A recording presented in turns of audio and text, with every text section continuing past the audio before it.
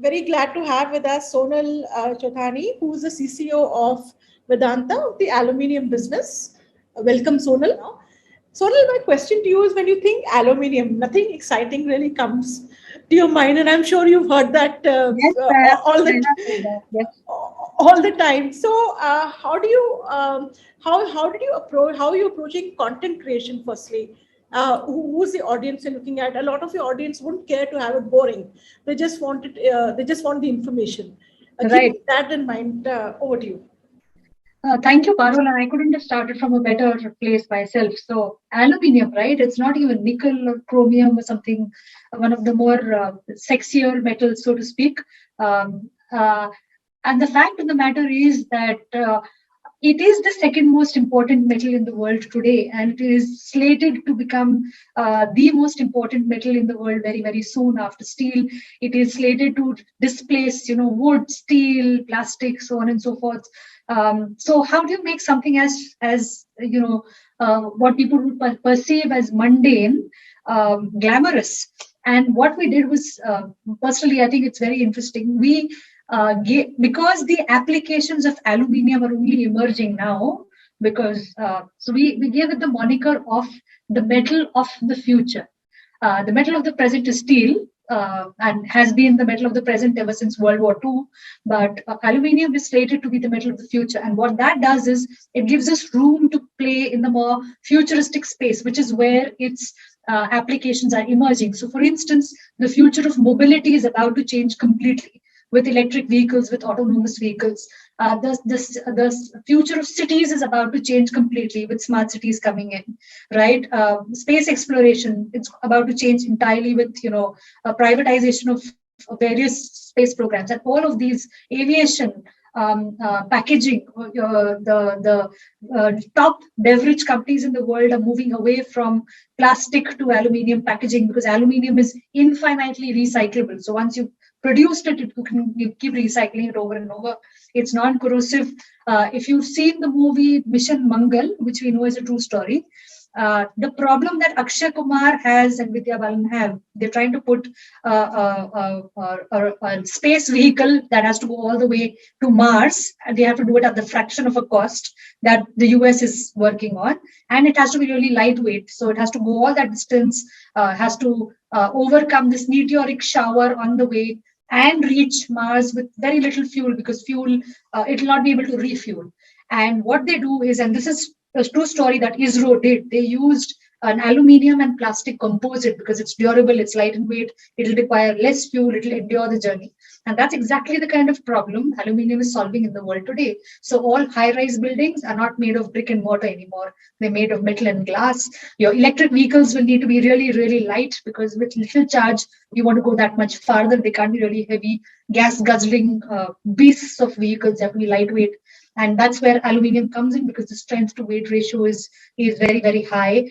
Packaging, aviation, all aeroplane bodies are made of aluminium. Rockets, ships, all of these are made of aluminium. So the applications are extremely glamorous, and that gives us, with this moniker of it being the metal of the future, a tremendously attractive space to play in from a communications branding perspective. How do you would you help us understand your content strategy? Also talk about the AR campaign that you've done. We're really interested to know about that. Sure. So our content strategy is actually subservient to the target audiences that we want to talk about, and who do we want to be to what target audience. And like my colleague right before me, while some people approach it from a journalistic point of view, we are very clear that we approach communications, PR, branding from a marketeer's point of view. So all of these, and we're like kids in a candy shop. All of these new age technologies, social media, digital, all of it is available to play with in whatever category or form. And then sometimes the most strange applications, and as I'll share some examples with you, which would not really be intuitive. The thing is, in the middle space, which is the space that we operate in, social, digital, etc., they've not really penetrated the category very, very extensively across the world. And hence the conventional wisdom available in the market has sometimes not worked for us. So we've really forged our own way, grappled with our own learnings, pivoted as we moved along, and then we've made our own paths. So for us, it is essentially the customer journey that we're looking at. Who are we talking to, and what platform are they available on? What is the kind of content they consume? And these could be customers in first world countries to people in villages who operate around our plants. So in the back of beyond, in really remote villages, in the poorest, most remote areas of India, there will be villagers who are also our stakeholders, just as investors or customers in first world countries. So how do you straddle both extremes? And that's where we look at the problem that we have at hand, or we look at the challenge that we want to address, and then go back to see what platform, what content, etc. would be. So to come to the AR campaign, one of our favorite challenges in the manufacturing industry is that there aren't enough women in manufacturing. There have been movies made on Charlize Theron has starred in this movie where metals and mining has been one of the most notoriously male dominated sectors in the world. And in India, Vedanta is the largest metals company in India.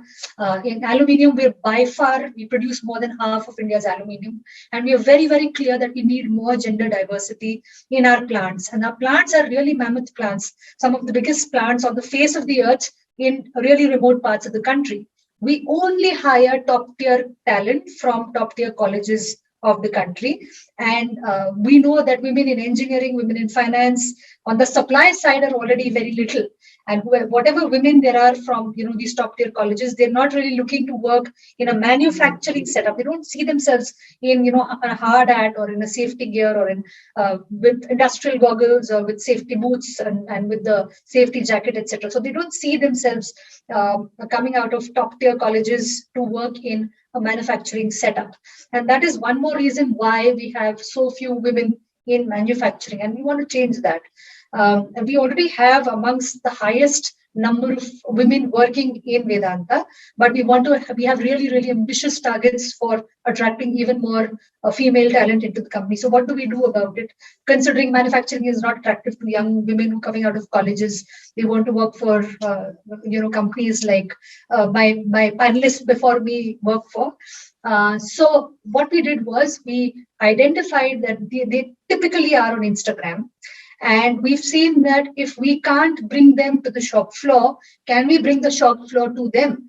And hence we launched this augmented reality campaign on Instagram to say that, imagine yourself in a hard hat, or imagine yourself a career in a hard hat. And which is where they could use an augmented reality feature on our Instagram handles to visualize themselves in safety gear, in an industrial hat, and in a plant, in a heavy engineering plant, to get a feel of what it would be like. While this got us the requisite eyeballs, we also then channelized the traffic to our website, where we had all the open job postings, and they're very evolved. So data scientists, forensic experts, they have some very, very evolved new age vacancies that we have across our businesses. So it takes you to the website where there are all of these open job postings, and then you could apply to them. And we saw a 250% increase in the number of young women wanting to apply and get into our plants in Orissa, in Chhattisgarh, and so on and so forth. Because then with the storytelling, we also bolstered the fact of why is Vedanta a great place to work. So it's heavy engineering, yes, but it's not like you have to do a lot of physical labor. We have extremely digitalized, extremely non-physical oriented work, very cerebral work. So your education comes into play, and you don't really. Our townships come with top end amenities. They're like any other city that you would be in, and we built that entire storyline straddling across at least 2 or 3 different mediums. So the augmented reality campaign for this segment worked very well for us.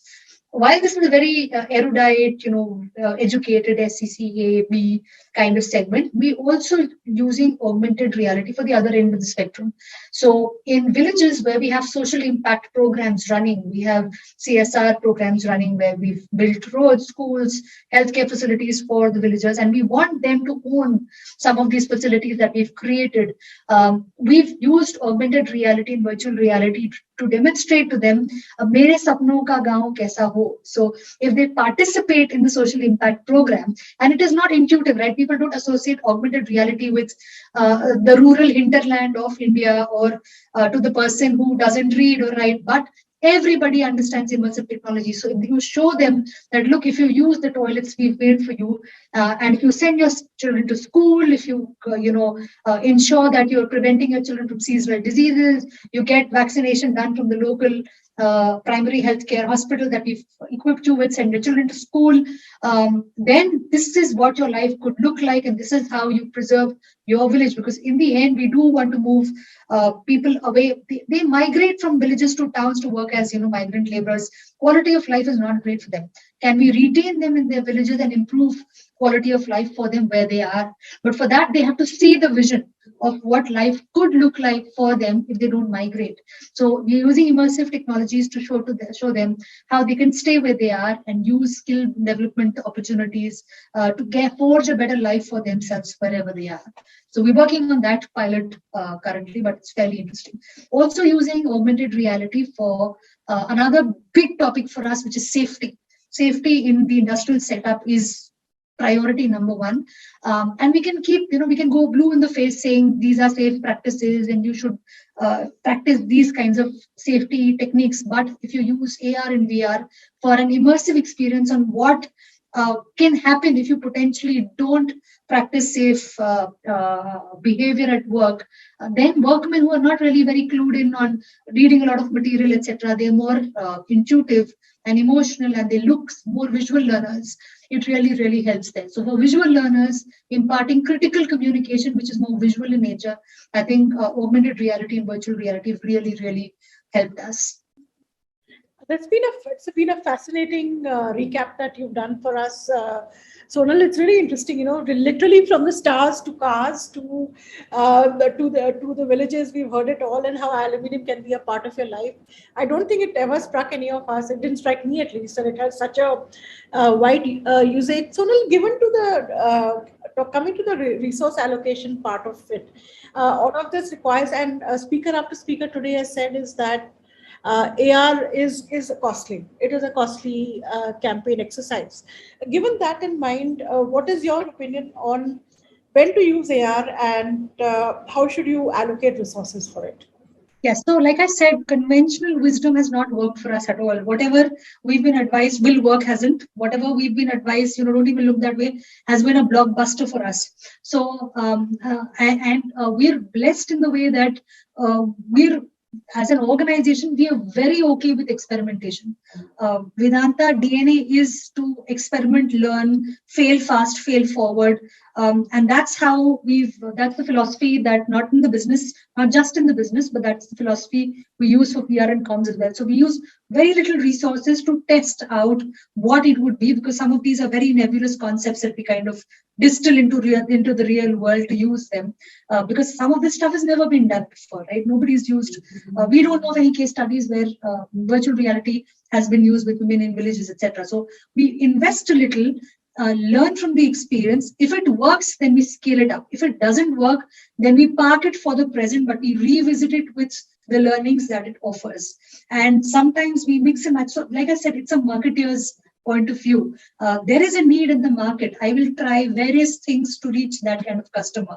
I will try various things to see what is that customer or consumer consuming, and can I be present there irrespective of channel, irrespective of resources. Obviously, we're looking at the most effective, cost efficient ways to reach them. And that's the beauty of social and digital, that you really can experiment with a lot of stuff almost for free, and then scale it up and put in monies where you think there is a potentially good opportunity. Thank you, Sonal, for your time. This has been an absolutely wonderful Pleasure, discussion, and to really understand the role of aluminium in our lives is actually absolutely fabulous, and the way you approached it creatively, I think it's been absolutely wonderful hearing you talk about it. And I think the message for me is that it's not about resources; it's more about how you can be creative and be tolerant of failure, if of failing forward, like you said. So with that, we come to a conclusion to today's session of Chai Talk.